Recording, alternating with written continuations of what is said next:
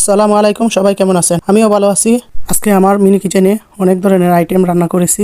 আমার বাসায় সবার দাওয়াত রইল, এসে খেয়ে যাবেন। এতগুলো আয়োজন দেখে মনে হচ্ছে মিনি কিচেনের রান্না মনে হয় খুবই সহজ, আসলে তেমন একটা সহজ না। মিনি কিচেনে রান্না করা খুবই কঠিন।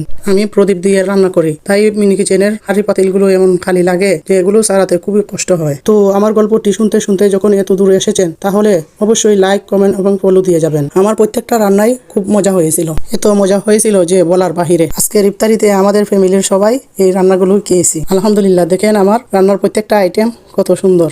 চলেন এবার দেখে আসি আমার রান্নাতে কি কি আইটেম ছিল। প্রথমেই ছিল ভাত, মাংস বুনা, কলিজা বুনা। মাছের মধ্যে ছিল কাকিলা মাছ বুনা, বড় আস্ত একটা কাতলা মাছ ভাজি। সবজি আইটেম ছিল ঢেঁড়স ভাজি, বেগুন ভাজি, আরো ছিল নালিয়া পাতার শাক ভাজি। এখন বুঝেন এতগুলো রান্না করা আমার কতটা সময় লেগেছিল। তাই আজকে আর রান্না করার ভিডিও আর দেখাতে পারলাম না বলে দুঃখিত। এই রান্নাগুলো আমি আপনাদের অন্য ভিডিওতে দেখাবো। আপনারা আমাকে অবশ্যই সাপোর্ট করবেন। আপনাদের সাপোর্ট পেলে আমার কষ্ট সফল হবে। আমার রান্নাঘরের লুকটা দেখেন কতটা সুন্দর করে সাজানো হয়েছে। আজকে আর না, দেখা হবে অন্য ভিডিওতে।